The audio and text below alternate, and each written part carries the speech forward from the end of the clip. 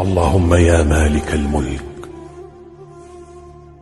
يا من في ملكه مقيم وفي جلاله عظيم وعلى عباده رحيم وبكل شيء عليم. اللهم إنا نسألك الأمن والأمان والعافية في الأبدان. اللهم فرج همنا ويسر أمرنا واقضي حوائجنا واغفر لنا وارحمنا برحمتك يا رب العالمين. اللهم آمين، اللهم آمين. اللهم يا السلام عليكم ورحمة الله وبركاته. صباح الفل والورد والياسمين عليكم، جمعة مباركة عليكم جميعا. أنا حبيت أشارككم أكلنا النهاردة، أكلة بسيطة شعبية مصرية، يعني أكلة مصرية كده. هنعمل النهاردة ديوك، تمام، محشية بالرز. هنبدأ أول حاجة هنجهزها الرز. طبعا أنا بجهز الرز بالطريقة اللي بيحبها يعني بابا وماما، على الطريقة بتاعت جدتي، تمام. بتبقى طريقة حلوة وطعم الرز بيبقى حلو قوي وهم بيحبوه بالشكل ده. اكتر حاجة بيحبوها في الرز في الديوك المحشية دي انه طريقة الرز تكون على الطريقة القديمة اللي هي تفكرنا بأيام كده. انا هعمله بالزبدة. طبعا انا مش هسلق الرز ده، انا هشوحه في الزبدة وبعدين انزل عليه بالمية.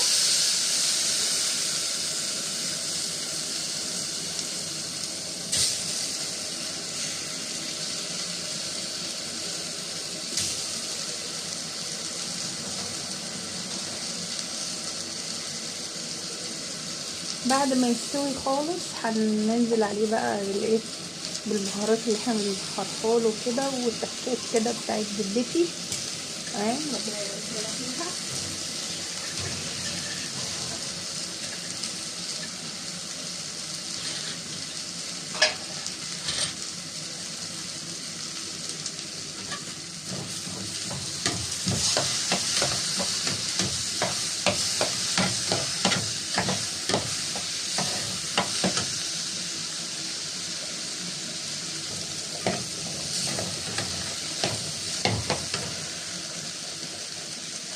هنقلب الرز كويس في الزبدة لحد تمام كده.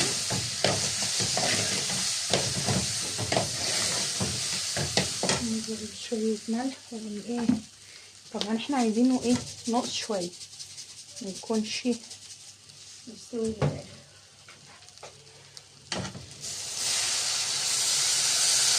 احنا مش هنغطي المية بتاعته،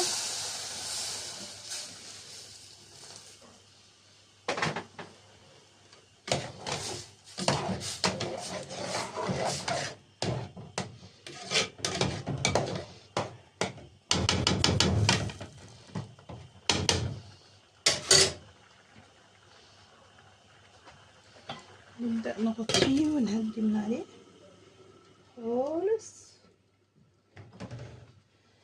وماما عاملة معانا صاجة كده هنحطها عشان ايه تستوي على راحته خالص. هنحضر البصلة بقى على ما يجهز الرز.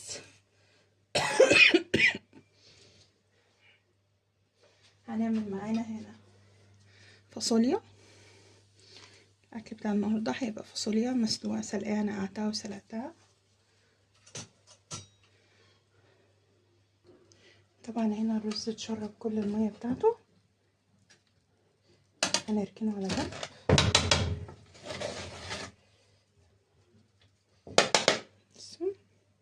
ناقص طبعا سوا، نسيبه يهدى شويه.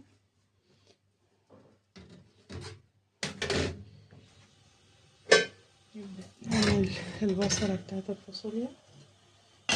نبدأ نعمل البصلة بتاعت الفاصوليا. اتمنى يكون الصوت عالي يعني. أنا طبعا حطيت معايا الحلة على النار عشان هبدأ اجهز البصلة بتاعت الايه، الفاصوليا. على ما الرز يهدى كده عشان نحط له التوابل ونبدأ نحشي بيه الديوب بتاعتنا ونجهز المية بتاعت السلق.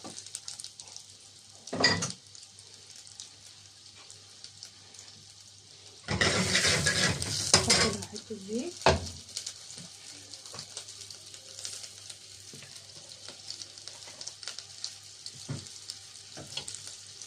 انزل بالبصلة بتاعتي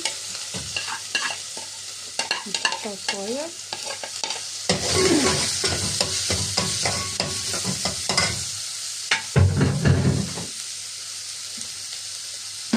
اتمنى بقى يكون الصوت واضح. انا حبيت اجرب معاكم في الفيديو ده اني اسجل لكم في نفس الفيديو، ما اعملش المونتاج واسجل صوت بعد ما اخلص. يعني عايزه اخد رايكم كده افضل، ولا ان احنا نمنتج ونسجل صوت على الفيديو، ولا يبقى الصوت يعني مباشر على الفيديو، نفس صوت الفيديو نفسه. عايزه اعرف ايه الاحسن وايه الافضل، يعني ايه اللي حبيتوه اكتر، يعني ان احنا نسجل ولا ان احنا نتكلم واحنا شغالين. على ما تدبل البصله بتاعتنا كده هنبدا نحط التوابل بتاعتنا. طبعا دي تكه ممكن مش كل الناس تحبها، دي تكه اختياريه خالص خالص خالص، تمام، بس احنا بنحبها. تمام.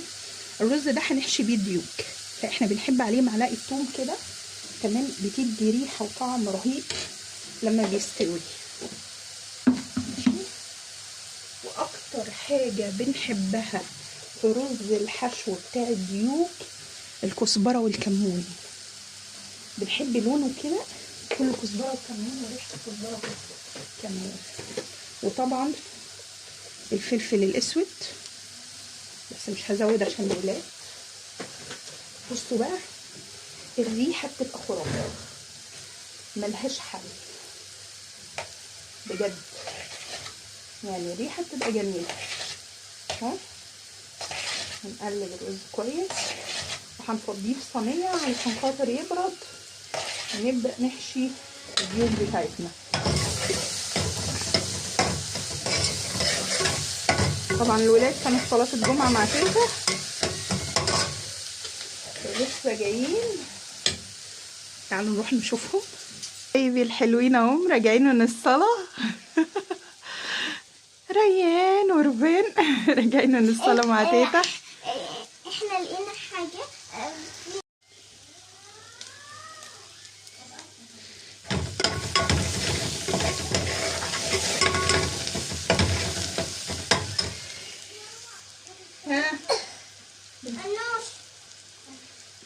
خلاص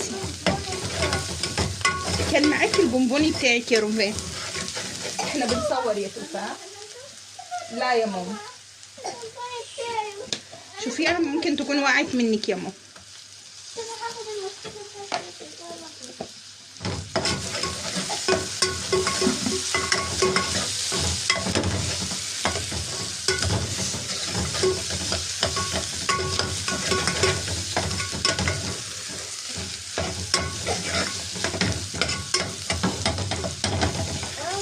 كده بقي لونها حلو، هننزل عليها الطماطم بتاعتنا.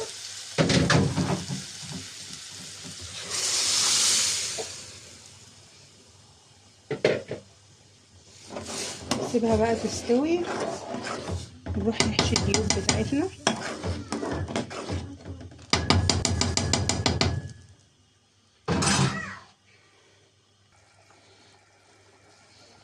الصلصه بتاعت الفاصوليا بتستوي وحطينا ميه للديوك وهنبدا نحشي الديوك بتاعتنا.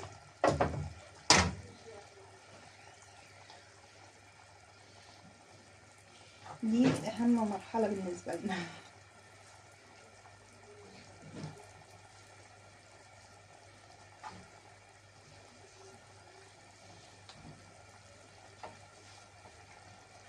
وانتي بتسجلي صوت؟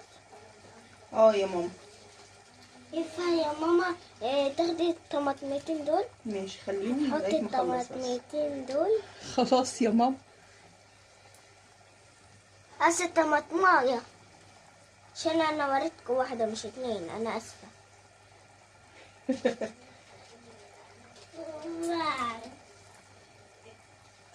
هنبدأ نحشي الديوك بتاعتنا. هي دي ايه؟ ديوك. ديوك. في تاني ديوك. الله. طبعا احنا عندنا الولاد بيحبوا الديوك البلدي المحشية، دي اكتر حاجة بيحبوها. انوش ما تلعبش في الستاند.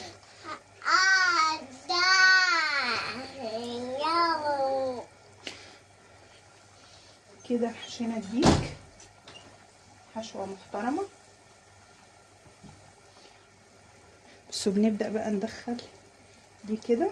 ايوه انا بحب الطريقه دي قوي. ينفع تعلميني يا ماما عشان لما اكبر ابقى بتاعي طبخ حلوه ويشكروا فيا. حاضر.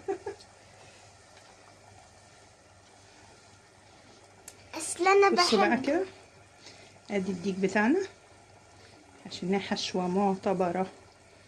تمام. بصوا انا بحب بقى بعد ما احشيه كده، تمام، يعني امسكه بحته خيط كده عشان خاطر ايه ما يطلعش منه حاجه من الرز بصراحه، لان احنا بنحب اكتر حاجه بنحبها فيه الرز.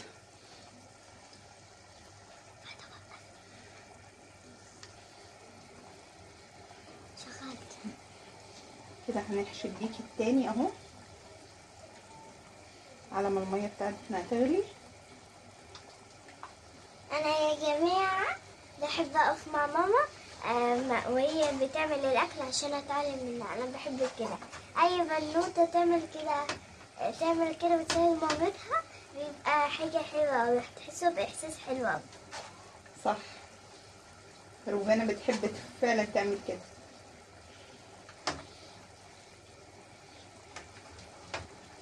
لما مامتكم تقول لكم جيبوا حاجه من التلاجة ما تقوللهاش لا، قولي لها نعم. زي ما انتي بتجيبي. مش انا جبت لك الطماطمتين من التلاجة؟ ايوه شاطر. صح. همت متذنبين اهمت. متذنبين، هنحطهم في الشوربه دلوقتي ما تقلقيش، مش هنذنبهم قوي. بحب الشوربه وبحب الشوربه. يا ريتك تشربي شوربه كويس. بس انا بحبها، بس بحب شوربه الخضروات، مش شوربه الساده دي لا. يا سلام. طب هنعمل شوربه خضار، سبحان الله عكستها. عكستها بس بحبها يعني بالفلفل. المفروض ان انت كل ما بعمل شوربه بتقعدي تنقش تشربي الشوربه وتسيبي لسان العصفور وتسيبي الخضروات. دلوقتي اصبحتي بتحبي الشوربه والخضروات عشان بيبقى فيها اسمه ايه ده، فلفل. بالله عليكي. طب مين اللي كان بياكل من يومين كده اول امبارح لما كنا عاملين اكل كان فيه فلفل اخضر عمال ينقي الاكل ها ويسيب الفلفل على جنب. ايه هو ده؟ افتكري على الاكل مين اللي كان بيطلع الفلفل من الاكل؟ انا.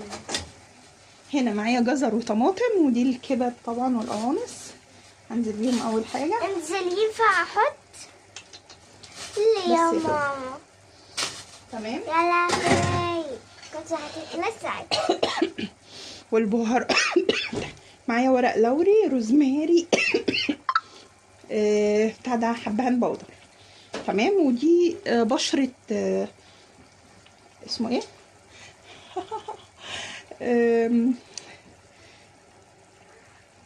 انا بنسى اسمه والله عشان مش بستخدمه كتير. اللي احنا بنبشره ده اللي هو جوز الطيب، بشرة صغيرة، انا بستخدم خفيف منه يعني.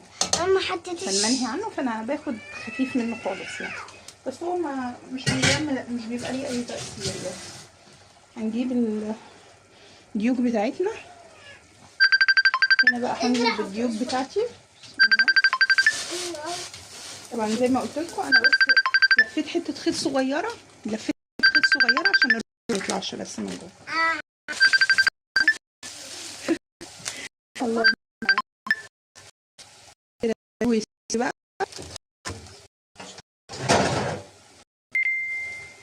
طبعا معايا الصلصة هنا استوت. تمام، هنزل عليها بالفاصوليا عشان تاخد لها كده ايه غلوتين 3 مع بعض.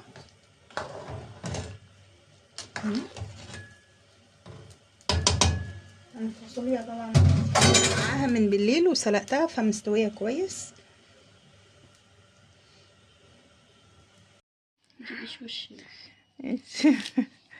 النوش راح قاعد جنبك ولزق.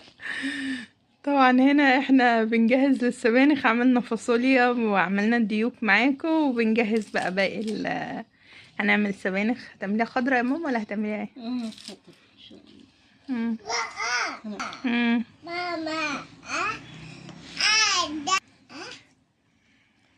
ماما بتعمل ايه النوش؟ نعمل السبانخ. قول لها هنعمله سبانخ. نضف السبانخ مع تيتا؟ نضف السبانخ مع حبيب تيتا ده. حبيبي ده، حبيبي انت يا نوشة. انا عايزه اقول لكم يا جماعه، يعني انا لو نازله رايحه مشوار ما بيعيطش عليا زي ما بيعيط على تيتا. ما بيخرجش معايا اساسا، وما يفرقش معاه انا نزلت ما نزلتش، عادي الدنيا يعني معاه. لكن تيتا بقى لو خارجه يبقى يوم زي الفل لو ما خدتهوش معاها، يعني يتفرج عليها العمارة. هيفرج عليها العماره. اسكت يا انوش. وقاعد اهو لازق في تيتا عمال يساعدها. اسكت يا انوش، اسكت. طبعا اول ما نسمع السبانخ نعرف ان الشتاء خلاص بقى ايه وصل. الشتاء وصل، اكل الشتاء الحلو. تاكلوا بالهنا يا ربي، والحبايب كلها تاكل بالهنا، والمتابعين وحبايبك وكلهم ياكلوا بالهنا. يتفضلوا ياكلوا السبانخ عندنا.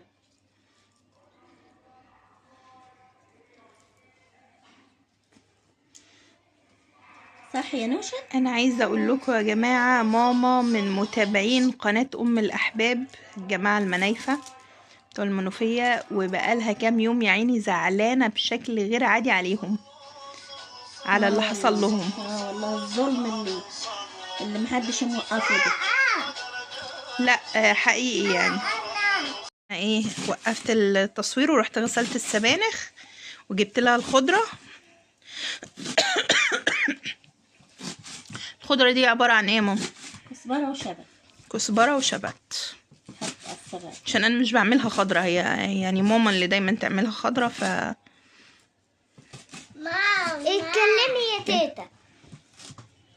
كنا عشان تبقى خفيفه، ما يبقاش كل الاكل بصلصه، عشان احنا عاملين الفاصوليا. احنا عاملين الفاصوليا كانت ماما بقى بتخرط السبانخ، وكنت بقول لكم ماما زعلانه جدا على ام الاحباب والظلم اللي واقع عليهم. بصراحه يعني الظلم ما يرضيش ربنا، ما يرضيش ربنا خالص. يعني هو فين كل القانون وفين العدل وفين البلد وفين الدنيا فين، عشان الناس يجي عليها الظلم كده؟ يعني الظالم يبقى متمادي ويفتري كده ويهدلهم الدنيا بمعيشتهم وبهايمهم والاكل بتاعهم وغلتهم وحاجاتهم. ليه الظلم ده يعني؟ ليه؟ هو كل حد سبحان الله يبقى ليه بقى واسطة، ولا ليه حد يعرفه يفتري بقى على الناس، تمام، اللي هي ملهاش حد يعني. سبحان الله، بس ربنا اكبر من كل شيء يعني. حسبي الله ونعم الوكيل في كل اللي يفتري على حد. الناس كلها زعلانة عليهم والله، يعني سبحان الله. حرام حرام والله، ده كله اللي هيحصل. يعني الناس دي لما بهايمها تموت من السقعة بعد ما هدلهم الصاج بتاعهم وهدلهم الحاجات دي كلها، وشقاهم يعني، ويستبيحوا. يعني انتوا جايين تهدوا حاجة، تمدوا ايديكوا وتاخدوا من اللي موجود، يعني حتى الحرام قبلوه. سبحان الله، ظلم والله. ربنا يفك كربهم الناس دول ويوقف لهم ولاد الحلال، يوقف لهم ولاد الحلال اللي تقف بالعدل كده، لان هم تعبوا على نفسهم. الناس دي تعبت على نفسها وكتير قوي بصراحة اشتغلوا على نفسهم جامد يعني. ربنا يفك كربهم ويوقف لهم ولاد الحلال يا رب، يا رب. اللهم ينصر الحق على الظلم.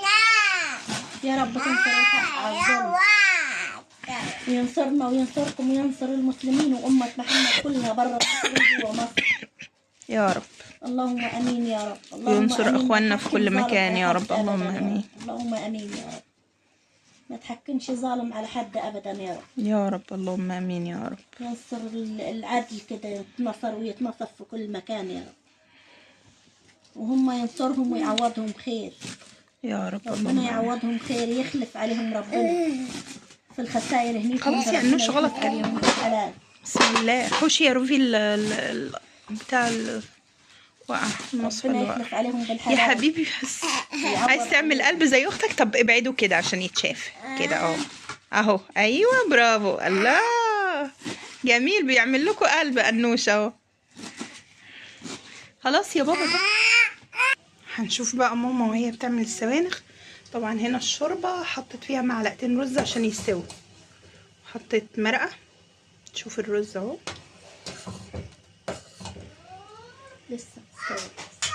لسه ناقص شويه. مش بتنزلي بالسبانخ الا لما يستوي. لما يستوي. وهنا السبانخ مع الخضره مخرطاها. بسم الله الرحمن الرحيم. السبانخ يعني انا حسيت ان الحله صغيره عليها، بس ماما بتقول لا الحله مش صغيره، تقول هي بتخس. بصوا لما تغلي. والشوربه ممكن تحتاج شوربه تاني.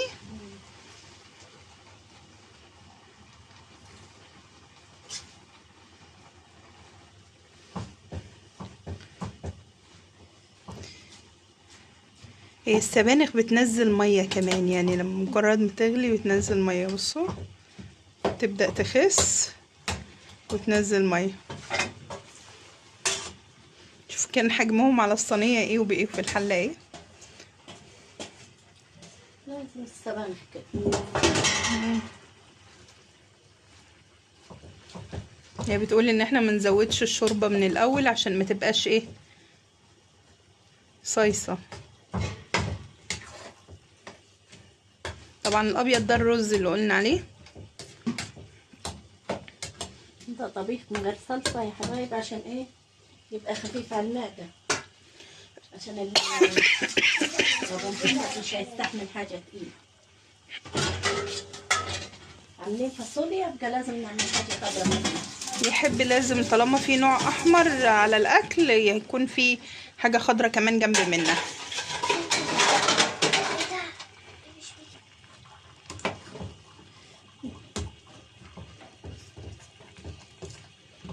بعد ما بنعمل لها كده ماما بتاخد قد ايه على النار يعني؟ تاخد لها 10 دقايق كده في السلق وبعدين ننزلوها.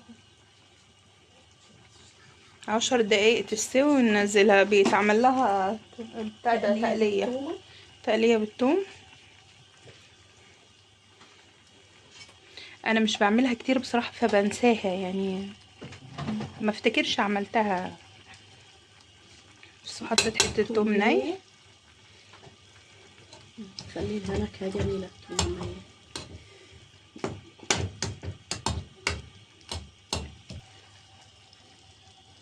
بعد ما بتستوي 10 دقايق كده، طبعا احنا مش عايزين نطول الفيديو عليكم فبنفصل ونجيب لكم بعدين هنعمل ايه. تمام.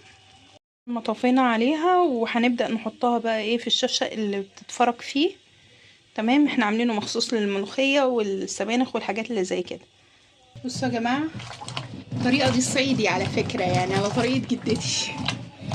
بصوا تحطها في الشفشق ده اللي عاملينه مخصوص للحاجات الخضرا زي كده، وده اسمه مفرك. وتعمل كده بايديها. ورينا شكل المفرك من تحت يا ماما. استنى. بصوا شكله كده من تحت، شايفين هو معمول من خشب. وتبدأ تعمله كده اهو.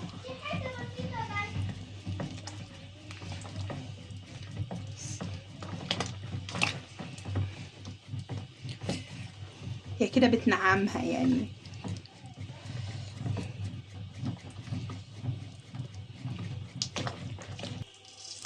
كده بنعمل التقلية. طبعا نحط الزبدة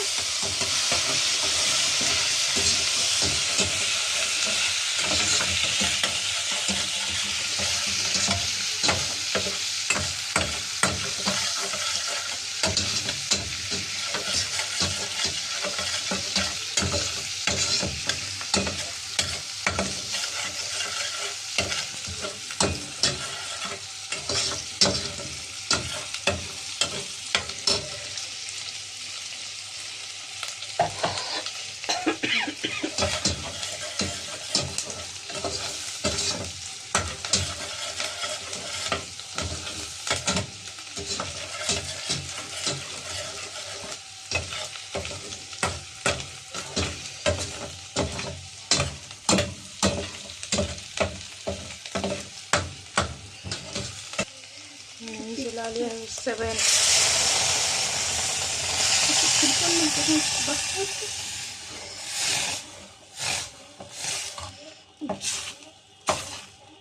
الله على الريحة. سخن الطواجن وكب فيها. وادي غدانا يا حبايبنا اهو، طبعا كله اكل صعيدي في صعيدي. ادي العيش الصعيدي، ماما لسه راجعه من الصعيد، وحطينا الاكل في الطواجن. وادي الديوك بتاعتنا بعد ما حمرناها دهناها بالصلصه كده والتتبيله، هتطلع تحفه تمام. انا متاكده. طبعا الستريبس ده عشان ريان مش بياكل الفراخ ولا اللحمه، فاحنا ايه بنحاول ناكله باي شكل من الاشكال. أنا هياكل أنا. بصوا الديوك البلدي بصراحة تحفة، أنا حاسة بصوا ما شاء الله، صحة وهنا على قلوبكم، وتفضلوا الغدا معانا. بيوريكم الأكل بتاعه.